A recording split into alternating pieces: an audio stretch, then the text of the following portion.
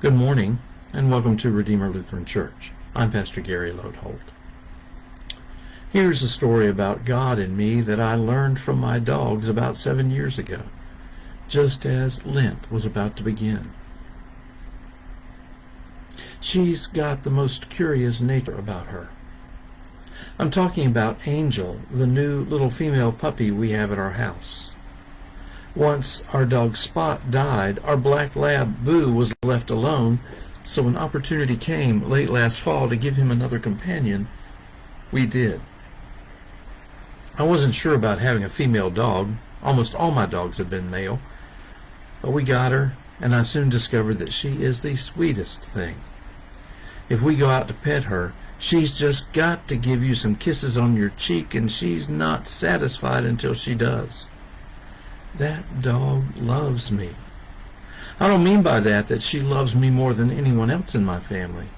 She loves all of us, which means that I know she loves me. Now, as I might have mentioned before, our dogs live outside in our yard, and that's where Angel's curiosity is so evident. We have dog houses for them, and they've got plenty of straw and blankets in them to keep them warm. Or at least they would if Angel didn't decide that she wanted to play with those blankets and pull them out and drag them all over the yard. Toys have suddenly appeared that we haven't seen in years. Somehow she found them. She drags those around the yard too. While Boo is sitting on the deck keeping watch over his domain, Angel is active, busy out there exploring that domain for everything she's worth.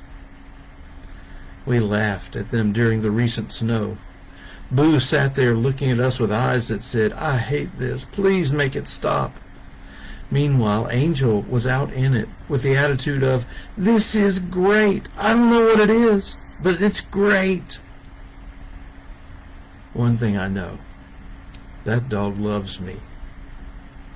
It's the most interesting thing to me to look out the window and see Angel far off in the yard exploring something, and then to step out on the deck and whistle. She picks up her head and gives a quick look at me, and then suddenly she's off, running as hard and as fast as her little legs can carry her. It's not always pretty. She's actually a bit clumsy, and the back half of her body might be going any direction at any point. But her head, as she's on her way to me, her eyes are locked on me, and her head is as still as it can be. She is on her way to be with me, and nothing will distract or dissuade her. I am the sole object of her attention. She will do anything to get to me. That dog loves me. The other day I called Angel to come, and as she beelined it through the yard, I thought to myself, I'll bet God wishes we treated him the way Angel treats me. Just follow this line of thought for a moment. Don't you think it would please God if we were as focused on being with God as that dog is with me? Don't you think it would thrill God's heart if we let nothing distract or dissuade us away from God? Don't you think God would love to be the sole center of our attention? Don't you think God might say, "I know this child of mine loves me"? Yet far too often we are a bit more like Angel at those other times, busying ourselves with what we might find around us, and far too often God far from our minds or awareness. As we begin this season of Lent on Ash Wednesday, there is one phrase that will echo throughout the season: return to the Lord your God.